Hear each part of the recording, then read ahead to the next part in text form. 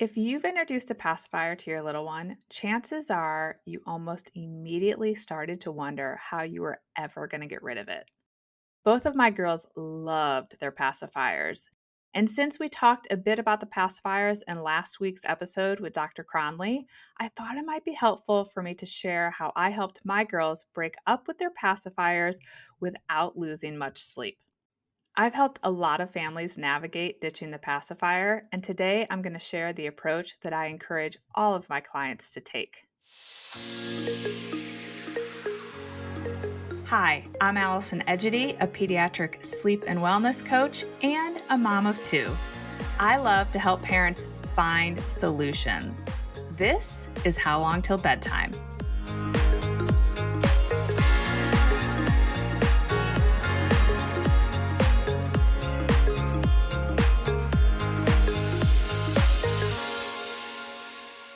So your baby, toddler, or preschooler loves their pacifier. If you're like me and many of the families I work with, you probably have a love-hate relationship with that little binky. One minute, you may be so grateful for it because it helps with sleep, and the next, you're cursing that darn thing because you're playing the pacifier pop game hourly in the middle of the night, or your toddler or preschooler is constantly waking you up to help them find it. I had a lot of anxiety around breaking up with my girls' pacifiers because they loved the passy, and I was terrified of messing up their sleep.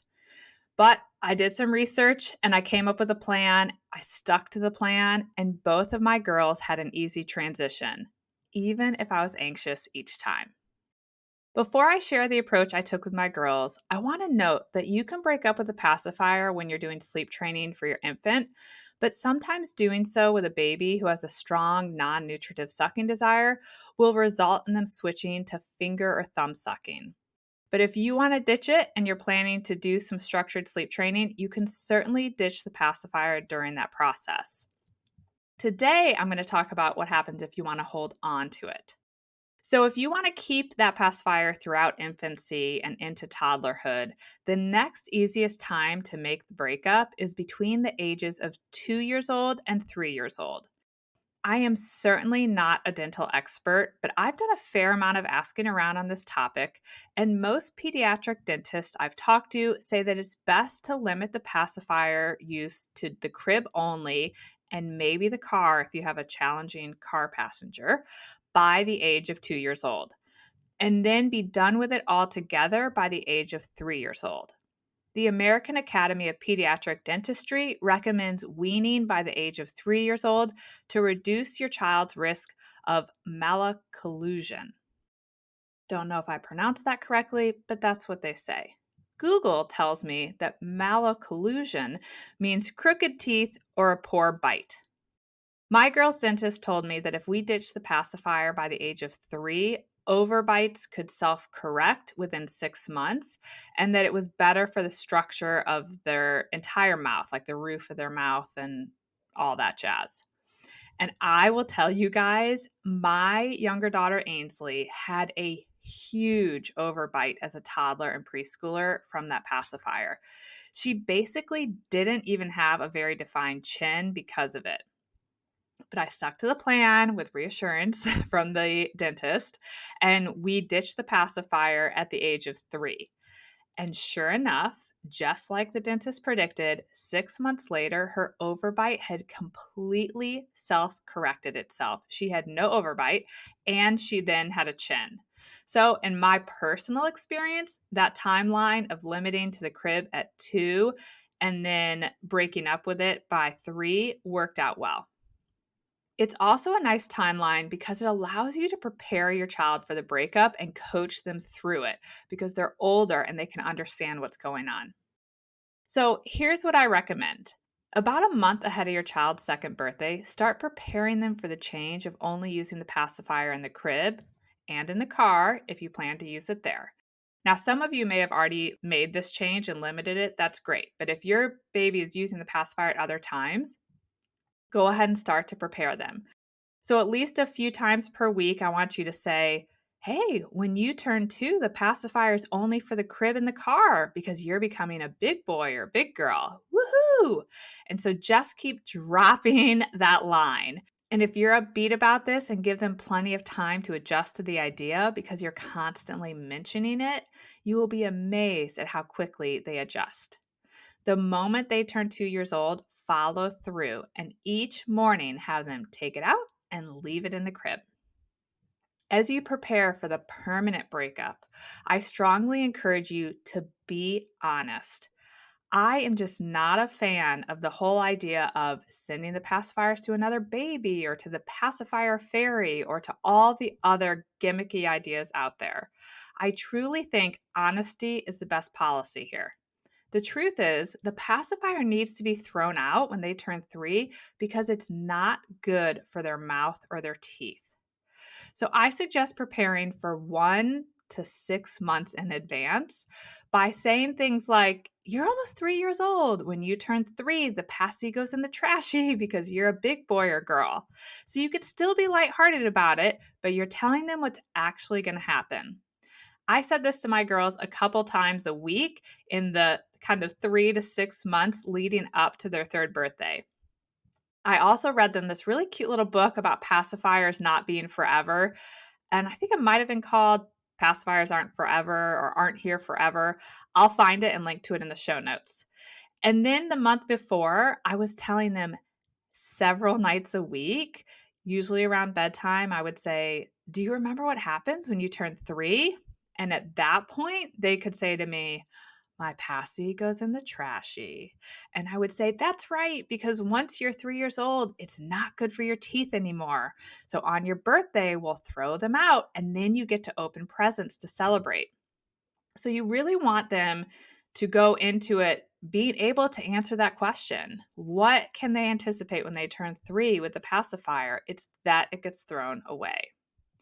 So when we saw our dentist between the age of 2 and 3, he was really helpful. So I would kind of drop the seed to him and say, oh, isn't it important that we throw out the pacifier before the age of 3 because it helps with their teeth and the structure of their mouth? And he would tell them how important it was. And he would explain it in a bit more detail, but also totally age appropriate. It was really important for their teeth to be able to stay healthy and happy that we get rid of the pacifier when they turned 3. And I think he promised them 2 tokens if they came back and had thrown out their pacifier. So he was really encouraging, and that helped give me more leverage. Like, remember, the dentist told us. So I would also encourage you to loop your dentist in on that conversation. And in addition to the dentist, you can have anyone else in your village encourage your child. So have the grandparents bring it up and cheer them on for throwing away the pacifier. You can also have teachers or daycare providers bring it up. Spread the good word that your child is almost 3, which means they get to throw their pacifier away because they don't need it anymore. I can't stress enough how important all this preparation is if you're trying to have a really smooth transition. And if at any point your child pushes back on the idea of throwing the pacifier out, just simply say, I understand that you don't want to throw out your binkies or your passy, but the good news is I'm going to help you. I love you so much, and it is my job to help you keep your mouth healthy and happy. And then move on and just keep reminding them. Don't avoid the topic if it's upsetting to them. And then on their 3rd birthday, throw them out first thing in the morning. Collect all of those pacifiers, not just one. We are really getting rid of all of them. And ideally, you have your child throw them in the trash. If they refuse to throw them away, you can do it for them, but you're not trying to hide the fact that you're throwing them away. And then have a present or all of their presents ready for them to open and celebrate. This will distract them and hopefully they can kind of just move on, at least for a short period. It's certainly possible this transition may throw off your child's sleep for a few nights, and it's even more likely that it could disrupt naps. I recommend providing some extra support, like words of encouragement or back rubbing for a few days or nights if they need it. And if things are still a little bumpy after 2 or 3 nights, give them a little more space to figure it out on their own, but you're going to tell them to anticipate that. Addison, my oldest transition was very easy, which was a bit surprising because she was my more sensitive sleeper and super attached to the pacifier. But it really didn't disrupt her sleep at all, and I kind of forgotten every last detail. But my younger daughter, Ainsley, who's my more go with the flow, she had a good transition, but it definitely took a couple days and it was a little bumpier than Addison's. And for that transition, I actually kept detailed notes because I wanted to share it with everyone. So I will share kind of the story of her transition. I just pulled up these notes, and so I'll kind of read through them for you. So, when I got Ainsley out of her crib on the morning of her third birthday, I wished her a happy birthday, and that pacifier was firmly planted in her mouth. I knew I would get that sucker and all the little pacifier suckers in the trash before we opened presents, but I did want to give her a chance to do it on her own. Addison, I do remember, woke up and was like, Passy, go in the trashy. And she did it immediately. Ainsley, I couldn't tell if she didn't remember or she was pretending it wasn't going to happen or what would happen. So she was immediately eager to go downstairs to start to celebrate her birthday, and I told her that I wanted to brush her hair first. And as she stood on the stool looking in the mirror while I was brushing her hair, she saw that pacifier in her mouth and said in a kind of sad voice, Mommy, it's time to throw my binkies away. And then I said in a super excited voice, I know, woohoo! Let's throw the binkies away when we go downstairs and then you can open your birthday presents. She smiled and said, okay. And she marched down those stairs and she threw those pacifiers right in the trash and then tore open her presents. And I thought, okay, here we go. And then once during breakfast, she asked about them. And I just gently reminded her that they were gone and they were in the trash and they were yucky now. And we didn't need them anymore because she was 3. And then at nap time, she said that she wanted her binkies back. And I reminded her again, you're 3 now. You don't need the binkies. Remember, they're not good for your teeth. And she didn't cry, but she just chatted away in her crib for the entire nap. So no nap. And she was my very solid napper. At bedtime, she asked about the binkies with a little more stress in her voice because, of course, she was tired. She hadn't napped. And I stayed positive about the fact that she didn't need those pacifiers. And my sweet little girl was so nervous and she started to have some stall tactics or attempt with some. She needed an extra potty break and even tried to say, I think we forgot to floss. You know your child is stalling when they are asking you to floss their teeth. After I finally got her settled in bed, she called for me one more time, asking for her binkies and saying that she thought she had hid one in her bed, but she couldn't find it. She had even taken her pillow out of the case, thinking that she had stashed it in the pillowcase. You guys, these little kids are so stinking smart.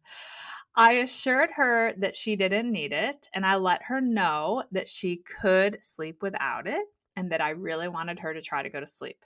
She was exhausted from a very eventful birthday and taking no nap, so she did fall asleep, and I did not hear her peep all night. On day 2, about 20 minutes into nap time, she was hysterical.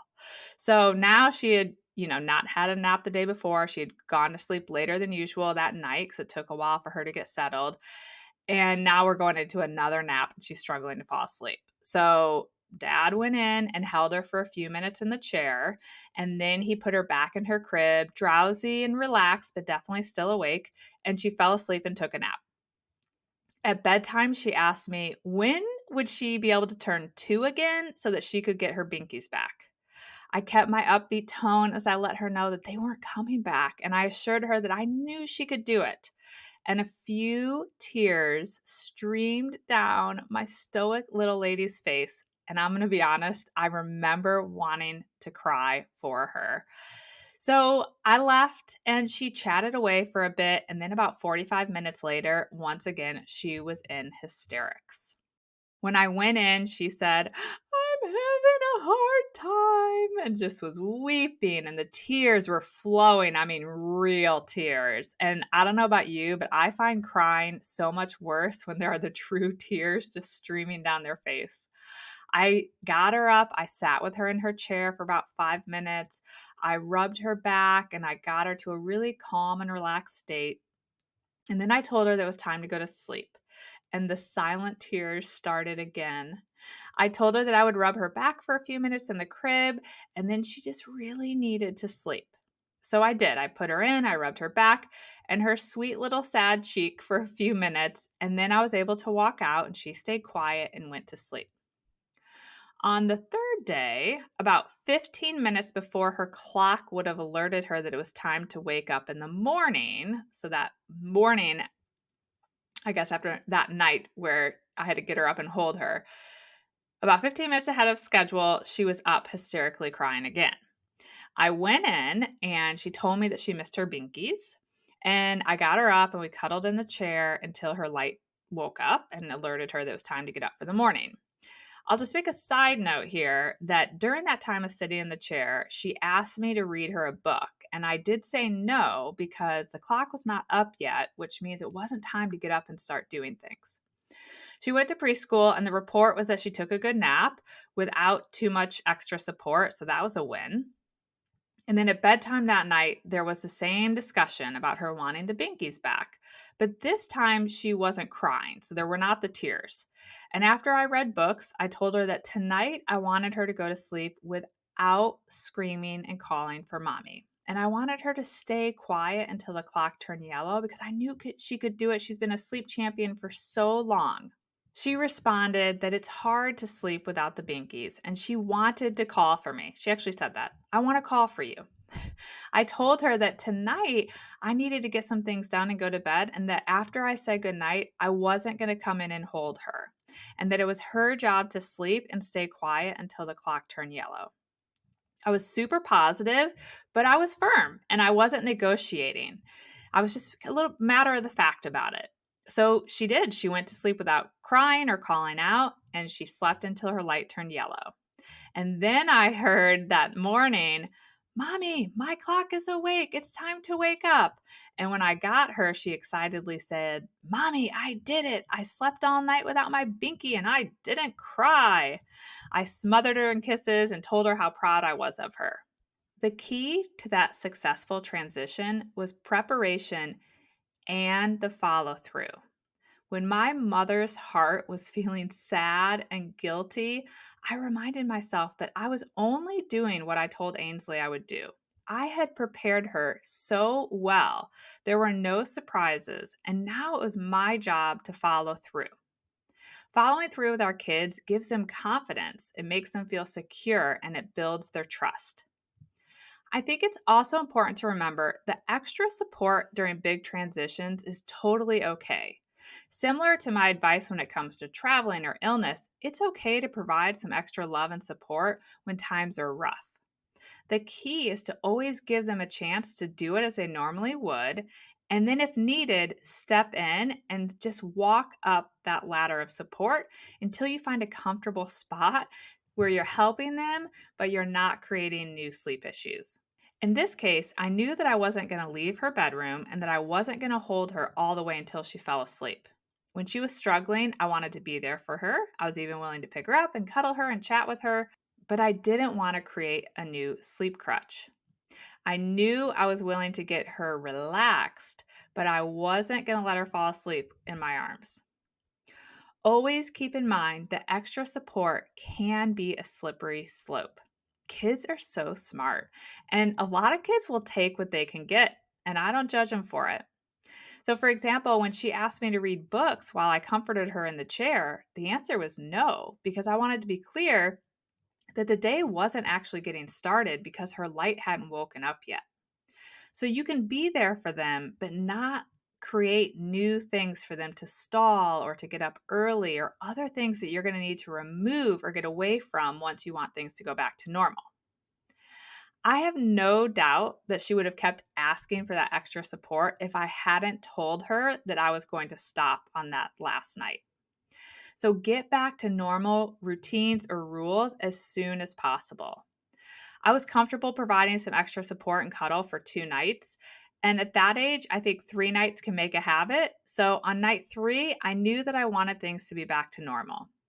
I had never not followed through with this particular child. This was my second when it came to her sleep. So she knew I meant what I said when I told her that I wanted her to sleep on her own all the way through. If she had cried for me, what I would have done is gone in for a quick check to remind her that we weren't going to be getting up and cuddling in the chair before the light woke up and that she needed to go to sleep. And then I probably would have given her some space to work through it. I had to do that with her a couple times after illness and once after we traveled. So I know it works with her to just kind of pop in and remind her of the plan, but I wouldn't have done all the picking up and all that extra jazz. So, if you have a baby or child who loves their pacifier, I hope this episode gives you some comfort that the breakup from the pacifier does not need to be traumatic, does not need to destroy their sleep. And I hope it inspires you to plan ahead and feel confident as you navigate the transition. Thanks for joining me again this week. If you found this episode helpful, it would mean the world to me if you'd rate the podcast on Apple or Spotify. It helps me reach more families. I hope you'll join me again next week where I'll be talking about the spring time change. Bye for now. Thank you for listening to How Long Till Bedtime. To learn how we can work together to improve your child's sleep, please visit sleepandwellnesscoach.com.